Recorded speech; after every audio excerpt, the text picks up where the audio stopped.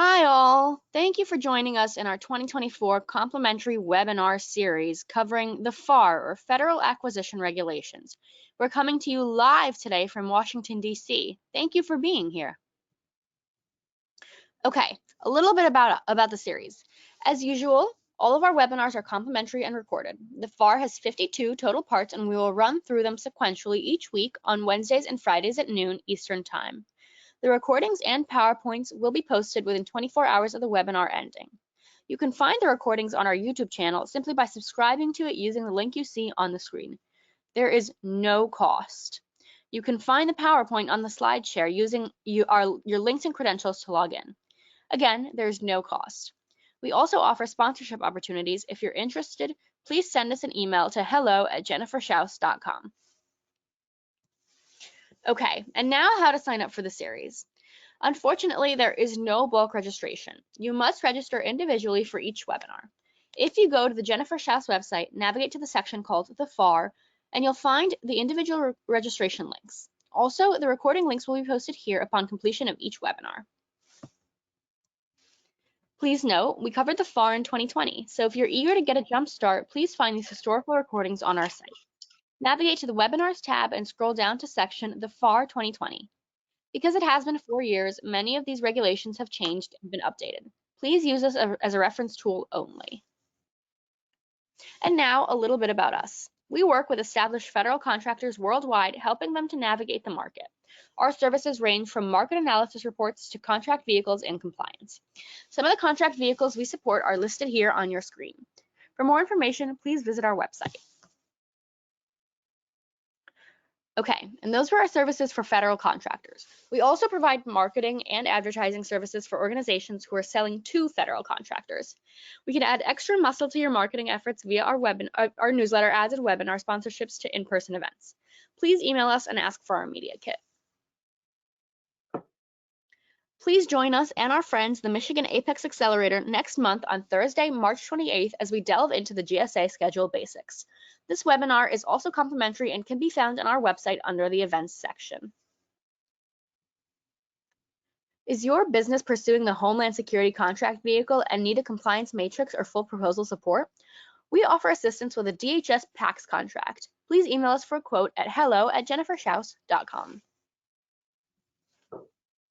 We can also help support your business with the proposal help on the upcoming NASA SOUP contract.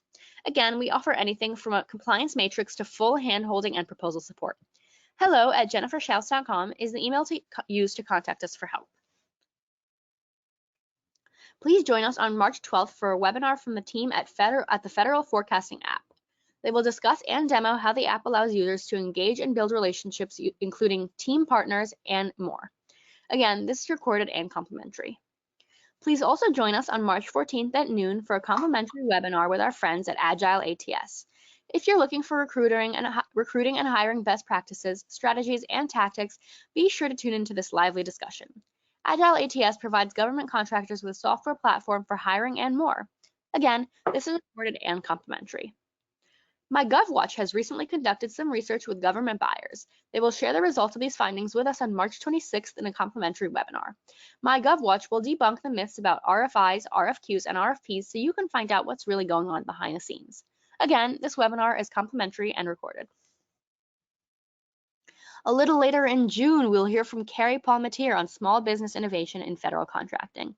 Specifically, Carrie will cover information on SBIRs and STTRs. These two options are a great way for tech companies to grow in the federal sector. This is a two-part series. As always, these are complimentary and recorded. Our webinars are complimentary thanks to our longtime and generous corporate and in-kind sponsors. Please allow me to introduce them.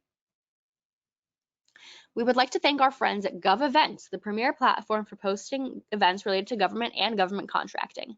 You can find all of our webinars and our events on govevents.com, as well as recordings from our past 600+ webinars. We also want to thank Tom Johnson and his team at Set Aside Alert, the go-to publication for contracting opportunities for small, women-owned, veteran-owned, hub zone, and 8A firms. Visit setasidealert.com for more information. The Fairfax Economic Development Authority has an online calendar of events and webinars. We want to thank them for posting our events and webinars on their calendar. The Virginia Apex Accelerator at George Mason University offers free one-on-one counseling to established government contracting firms in Virginia on federal, state, and local procurement topics. If you're interested in learning more, please use the links provided to explore their services, review homework recommendations, register for live training, and find useful links to agencies and other self-directed learnings. One-on-one counseling is limited to eligible client companies. Appointment requests are handled in the order they were received and based on counselor availability due to high demand. Online resources and group trainings are free with no restriction on business location. Join the Greater Reston Chamber of Commerce's monthly GovCon Council meeting to network with contracting peers, learn about upcoming events, opportunities, and also contribute to future programming. These meetings take place the fourth Tuesday of each month at 8:30 a.m. at the Greater Reston Chamber of Commerce. The next meeting will be on Tuesday, February 27th at 8:30 to 9:30 a.m. Please contact Alicia Fields if you have questions about the meeting. Alicia's email is at the bottom of your screen. Do you want help winning government contracts? BidSpeed can help. Users can find contract opportunities from federal, state, and local government. Additionally, you can search for teaming partners, incumbent point of contacts, expiring contracts, compliance matrices, and proposal templates. Create your login today at bidspeed.com. BidSpeed is an official partner of the U.S. Small Business Administration's E2G, Empower to Grow. Events are the ultimate engagement channel to bring government and industry together. 68% of government personnel report that they attend more than one event each year. The Federal Business Council, or FBC, has worked with government and industry for 45 plus years to create gatherings where ideas are shared and to help government achieve its goals. This includes agency industry days, cybersecurity symposium, technology expos, and offsite meetings. FBC provides full lifecycle meeting planning and event management. With over 5,000 meetings under their belt, FBC has the experience, systems, and personnel to make your next event exceptional. Learn more at fbcinc.com. Please check out our friends over at GovBrew. GovBrew is the most read GovCon newsletter, keeping thousands of GovCon professionals in the loop with newsletters, updates, and opportunities in the federal contracting market, all in a fun and accessible email that only takes 5 minutes to read. It's 100% free to join. It goes out every Monday, Wednesday, and Friday at 7 a.m. It's filled with great content, event postings, webinars, and more. We encourage you to sign up at govbrew.co, or you can use the QR code on the screen. Okay, now let's meet today's speaker. Please welcome Wojciech Kornacki, panelist, to the webinar. We're honored to have you with us today. We're excited to hear a presentation on the FAR. We appreciate the time you took to put together the content. Wojciech, I'll put myself on mute and turn the floor over to you. Please let me know when you're ready for your next slide and I'll advance them as we discussed. Good afternoon. Thank you for this warm introduction. My name is Wojciech Kornacki and I'm a government contract and compliance attorney of counsel at Watson & Associates. Watson & Associates focuses on all aspects of federal contracting, from bid protests through contract disputes and contract litigation. Today's presentation focuses on Part 9 of the Federal Acquisition Regulation, Contractor Qualifications. This presentation is for educational and informational purposes only, and during this presentation, I promise not to offer any legal advice. If you have any legal questions, it is generally best to speak with at least 3 experienced attorneys. Generally speaking, there are 2 phases in any government contracting. There's the pre-award, pre-contract award phase, and post-contract award phase. Federal Acquisition Regulation Part 9 applies to both, and that's why it's very important. Because you have to comply with it not only before you submit a bid, but also during contract performance if you're awarded. Federal Acquisition Regulation Part 9 prescribes policies, standards, and procedures pertaining to prospective contractors' responsibility, debarment, suspension, ineligibility, and qualified products. It also discusses first article testing and approval of team arrangements, defense production pools, research and development, and any conflicts of interest. If you are not qualified, you are effectively excluded from participating in government contracting. So that's why this part is very important. Now, next slide, please.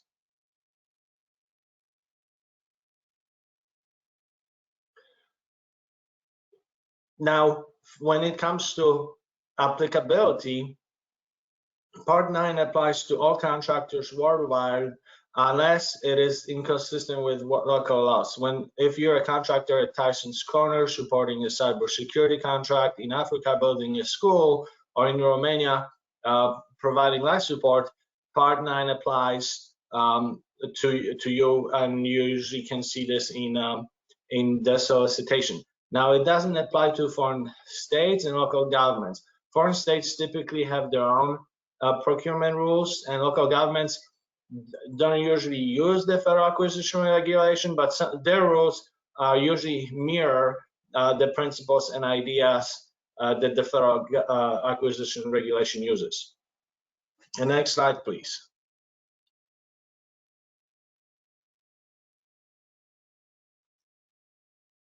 Now, the underlying idea behind Federal Acquisition Regulation Part 9 is that the United States government wants to protect taxpayers and taxpayers' funding and ensure that the United States government receives goods and services it needs to conduct its worldwide missions.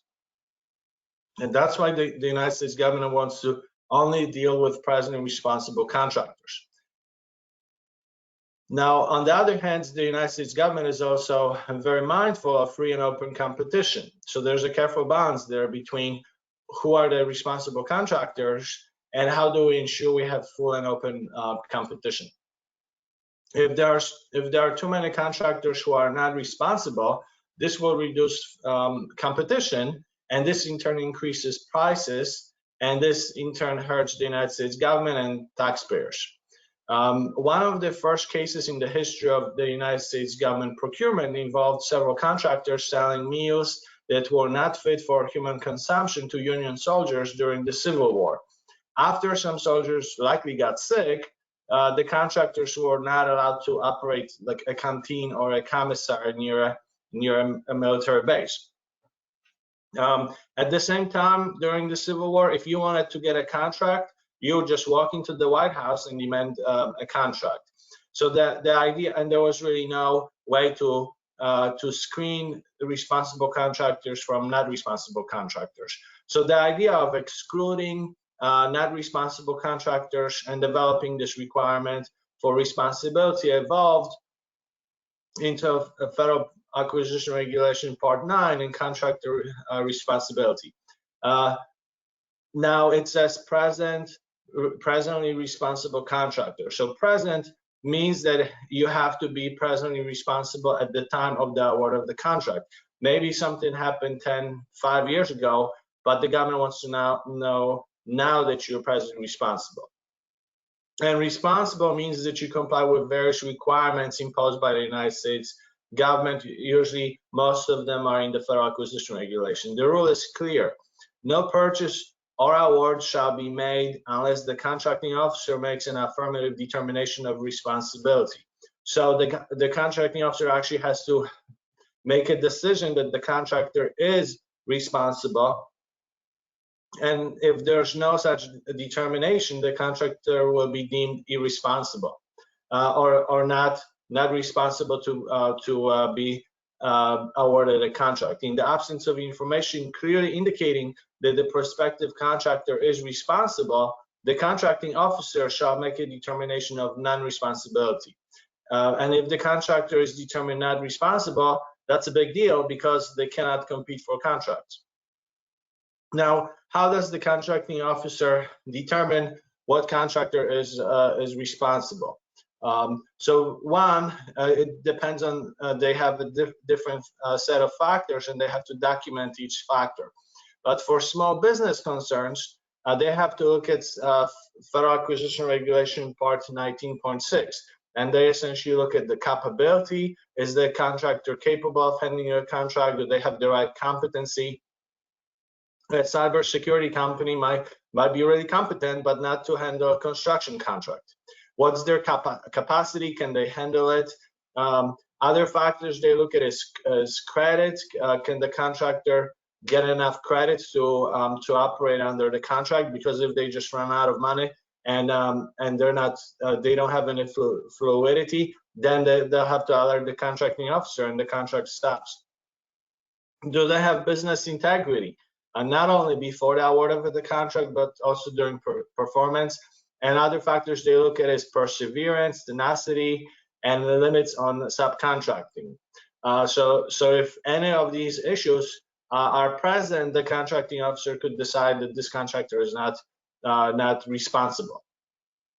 For 8A considerations, the contracting officer will typically coordinate with the Small Business Administration to determine who are the owners, what's the technical ability and capacity, and then answer other questions. Now, we all know that the United States government at least used to like to award contracts based on lowest price technically acceptable.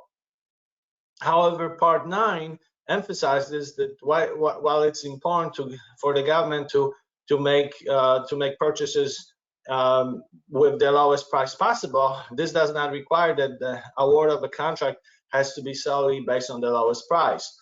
The point is not to award a contract to the cheapest bidder and then have the bidder default. The point is to award the contract at competitive prices to someone who is presently responsible and have the contract completed. A prospective contractor must affirmatively demonstrate its responsibility, including when necessary the responsibility of its proposed contractor. So you as the contractor need to be able to demonstrate to the contracting officer that you're presently responsible, but also that your subcontractors are presently responsible, because the contracting officer will likely rely on this information to make decisions. Now, it's also very important to note that the government may modify these factors and add additional factors depending on what the contract requires. Next slide, please. Now, standards. So essentially, the Federal Acquisition Regulation Part 9 discusses some of the standards that the contracting officer will look at. So financial resources.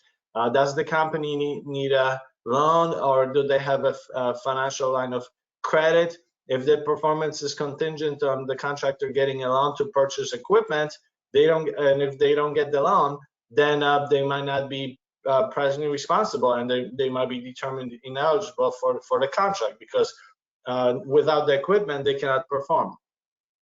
Are they willing to comply with delivery and performance schedules?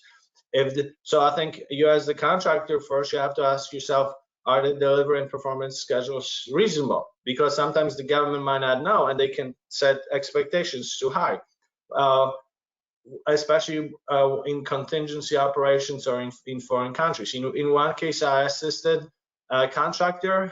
They had one rented truck to deliver the equipment. The truck broke down and they needed 48 hours to have a replacement, while the contracting officer only gave them 24 hours. And then proposed them for debarment and determined them ineligible and terminated the contract. Ultimately, my client was not debarred, but because the contracting officer had unreasonable expectations. But usually, when you have a contract with the government, you also want to have contingency plans in case something happens. Other factors that they will look at is satisfactory performance. Did the contractor miss any deadlines before? If you miss any deadlines and the deadlines and the problem is outside of your control, sometimes it's very important to notify the contracting officer or otherwise, because if you don't notify the contracting officer, then it might be deemed that you accept responsibility.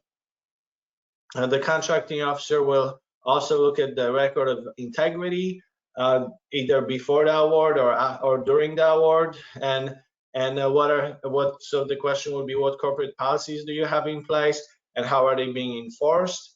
The contracting officer will also look at other factors. For example, what's your organizational experience? What are your restrictions or qualified individuals or otherwise? But essentially, the contracting officer must have a well-developed decision supported by the evidence and facts when they make a determination. And if they ask you questions, then you also want to have those documents available as well. Now, one of the common issues that I frequently see is that the contracting officer saying, well, your company has no experience, so we're going to say that you're not responsible. However, Part 9 explains that this analysis is improper because no experience doesn't mean that someone is not responsible. And the rule is very clear. A prospective contractor shall not be determined responsible or not responsible solely on the basis of lack of relevant performance history. And there's an exception to that as well. Next slide, please.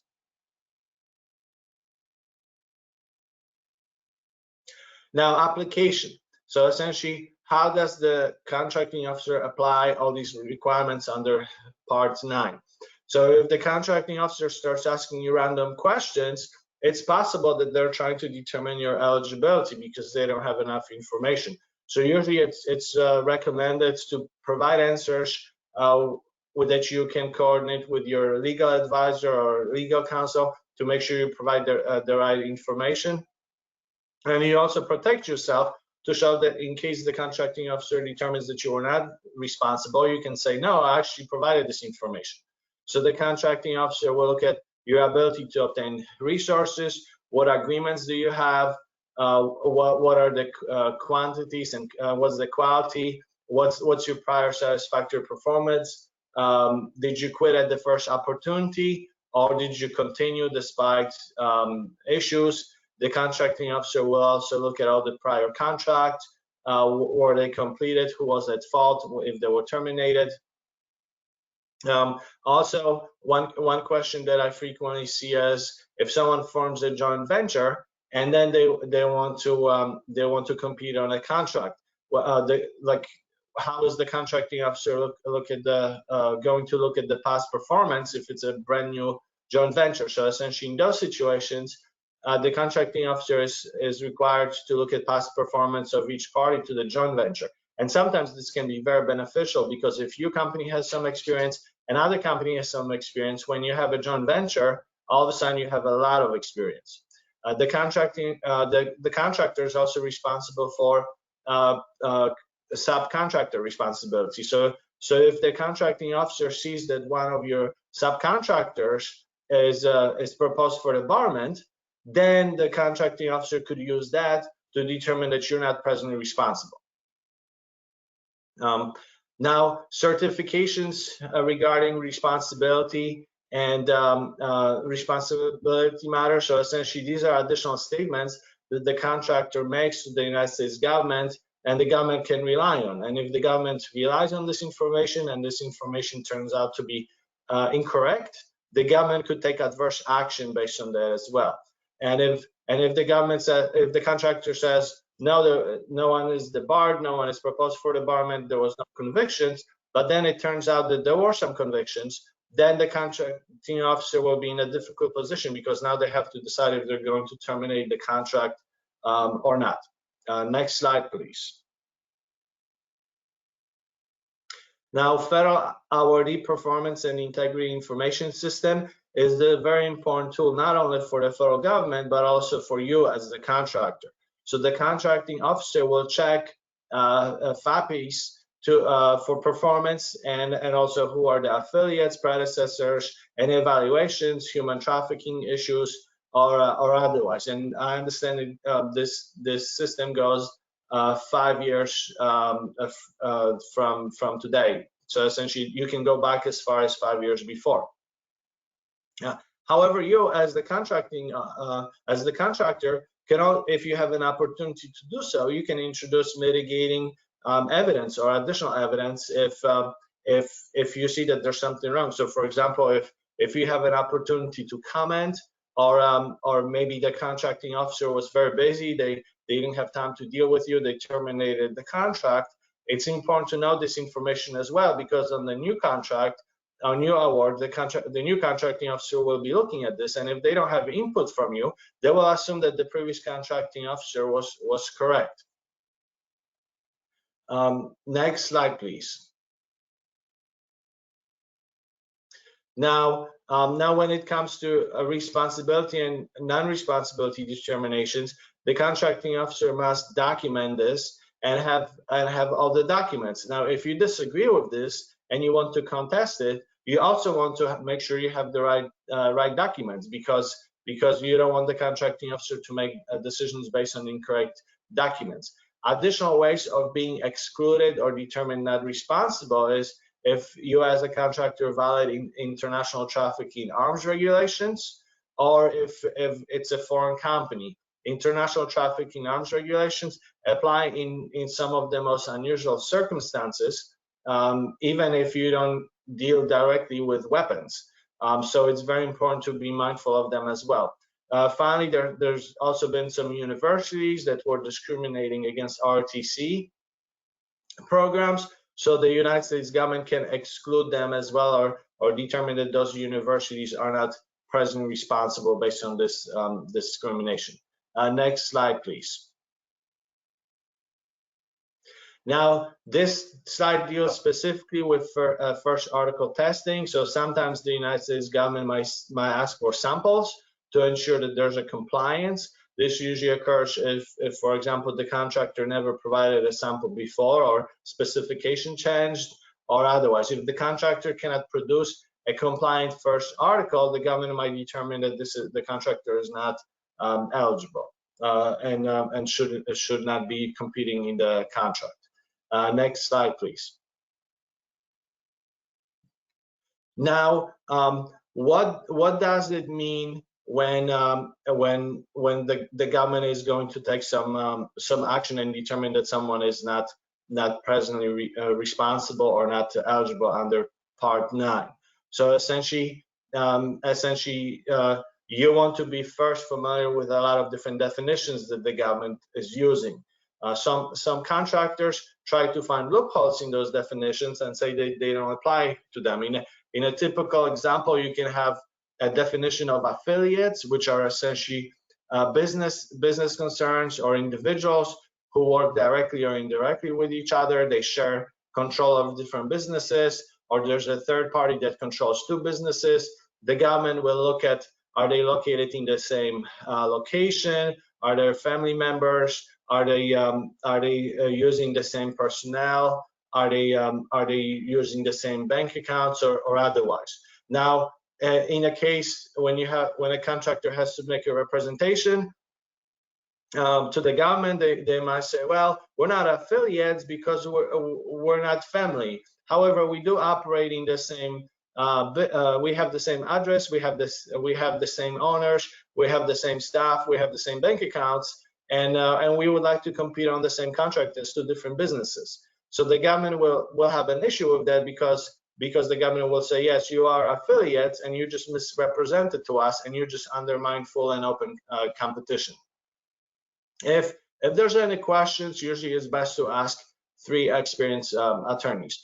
Now, what's an agency? An agency is any agency of the executive department. So if you have a contract from Congress, because Congress sometimes has contracts as well, well, they're not part of the Federal Acquisition Regulation because they're not an executive agency.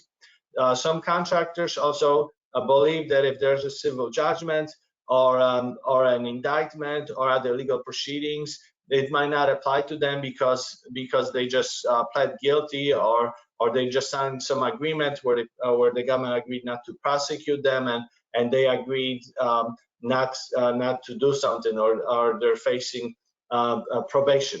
However, even if the criminal attorney is acting in the best interest for the federal contractor, they might not be familiar with Part 9.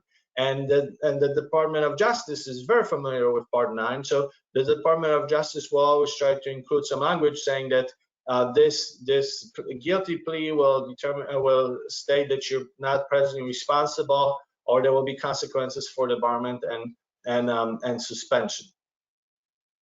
So contractors should definitely read any legal documents very carefully to ensure that they provide accurate representations to the United States government. Next slide, please. Now, this slide shows some of the factors that the contracting officer has to consider when they decide if someone is going to be proposed for debarment. However, the actual decision on whether to debar a contractor or not is made typically by specifically designated suspension and debarment official for each agency. So each agency within the executive branch has their own, those individuals are called SDOs, or suspension and debarment official, who makes the determination. And those officials will look at those factors that are also listed in Part 9. So if the contractor was determined eligible, they won the contract, they're performing under the contract, but now something happens, they failed to perform, they're being, all of a sudden it was discovered that they actually bribed someone to get the contract, or that they're engaging in some other inappropriate activity. Now they could potentially receive a notice of proposed debarment. And then the suspension debarment official will look at those factors to determine whether the contractor should be debarred. This process is not punitive in nature. It's just supposed to screen those contractors who are not presently responsible from those who are. This applies to individuals and corporations as well. So, for example, for effective standards of conduct, what did the contractor have at the time when the incident happened? Did the contractor report this through a mandatory disclosure, or was this reported by one of the employees or otherwise? Did the contractor fully investigate this, or did the contractor just try to cover it up? Did the contractor cooperate with the federal government or the contracting officer, or they just completely refused to cooperate? Was there any loss to the federal government, and did the contractor pay the government? What actions did the contractor take? Was the CEO who engaged in misconduct, but they just terminated the lowest possible employee who just handled administrative matters? What remedial measures the company has taken? Do they have new policies, new controls? Was there enough time that passed by? Sometimes you get someone proposed for debarment within 6 months, and sometimes it's within 6 years. And then does the CEO and the company recognize the seriousness of the situation? If the CEO just refuses to take any responsibility and say we did everything right, and we're not going to cooperate, this could also be held against the company. Next slide, please. Now, what are the typical issues that the government would be concerned about? Does this involve every single personnel action taken within the company that doesn't even deal with the contract? No. Part 9 only applies to specific situations, for example, criminal offenses, violations of state and federal law, fake labels for Made in America, or anything else, which usually falls under lack of business integrity. From my experience, I've seen the United States government is very concerned about proper labeling of all the products made in the United States, and I've spoken with several contractors who were raided by FBI because there were questions whether they had the right labels. Typically, the whole process will start once the government receives some information, either from an employee who was terminated, from the company that makes a mandatory disclosure, from an inspector general, or somewhere else. And then now the suspension debarment official will send a notice of proposed debarments to the company to determine if to hear from the contractor and this to see what the contractor has to say. This process offers a due process, but this only amounts to effectively providing written responses, and sometimes there's a hearing. What's important here is that the federal government will not only be concerned about compliance with federal laws, but also with state laws. So in one case, I assisted a contractor. They were not paying taxes to IRS, so we resolved this issue. And then the government sent another notice saying that they also failed to pay taxes to the state in which they were operating. Next slide, please. Now, what are the effects if the government says you are not eligible, or you received a notice of proposed debarment? So even before the government makes a final decision that you are debarred, it immediately affects the contractor when they're not eligible. So the contractor cannot submit any bids and proposals or otherwise. So this could be a death penalty for a contractor that specializes in federal contracting. Under very limited circumstances, if the government can provide compelling reasons, the contractor can operate on some contracts if they're of particular interest to the United States government. So in some cases, we were able to have the contractor operate. However, then the contracting officer still refused to make payments while the contractor was operating. But essentially, the contractor is cut off from any dollar that they can receive from the federal government. They cannot solicit, and if they continue to get awards and payments, this could be a new ground for debarment. Next slide, please. Now, here are some of the statistics that you can see of the government running the eligibility suspension and debarment program under Federal Acquisition Regulation Part 9. So you can see that there's a trend downward. Usually the government publishes those reports several years late. So this one is from 2002. This is the latest one available. Now, you can see that there's been a dip in 2021. I don't know if this coincides with the United States government withdrawing from Afghanistan during that time. Now, if you looked at the statistics from 2009 and 2010, you would see that back in 2009, 2010, there were about 2,600 actions of proposed debarment. This whole idea of that the government can use Part 9 and suspension and debarment started after the invasion of Iraq in 2003. By 2009, the government realized we can really effectively use this because there's a lot of fraud, waste, and abuse. Since the government left Iraq, there's just been less projects where there would be opportunities for contractors to engage in fraud, waste, and abuse. So the number has been decreasing. By 2021, there's been definitely less projects in Afghanistan, and now it looks like the number is slightly increasing. But the government definitely learned since 2003 that this can be a very useful tool, and contractors have to be very mindful of that as well. Next slide, please. Now, sometimes there's other opportunities short of suspension and debarment that the government can take under Part 9 for contractors. Some of these involve administrative agreements. So essentially, the government will pay closer attention, and there will be greater reporting requirements for contractors who maybe they engage in some misconduct. Maybe they could have been determined ineligible, but the government allowed them to have an administrative agreement where they can where they provide additional reports, and there's greater scrutiny, but they still get to continue to operate on a contract. Other options are a voluntary exclusion. So essentially, the contractor says, I know I engaged in misconduct, but I'm just agreeing to be voluntarily excluded, so don't debar me.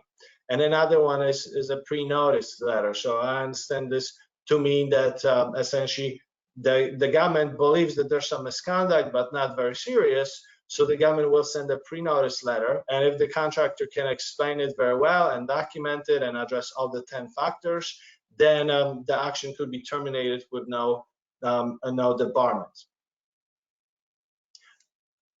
Next slide, please. This is the last slide of our presentation. Here you can see what are your risks depending on who you contract with, and you can see which agencies are most involved in debarment. So and suspensions. As you can see, the Department of Defense has one of the highest debarment and suspension rates. You can also see that the Army always beats Navy in suspension and debarment, And then you can also see that DHS and EPA are also pretty active, so you can assess your risks.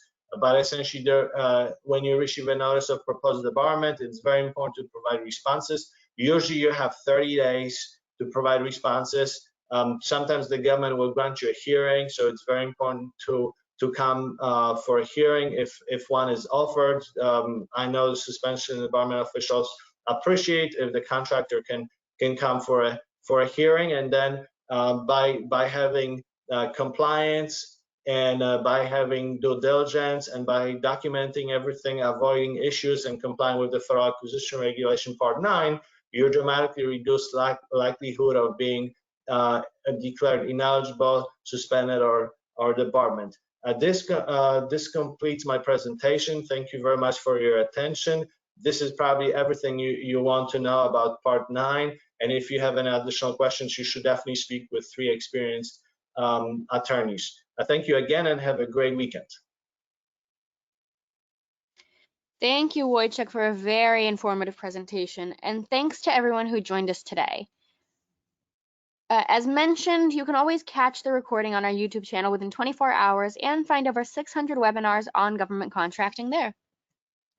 And that's it for today's webinar. Thank you again to our speaker, and thank you to everybody who joined us. Have a wonderful weekend.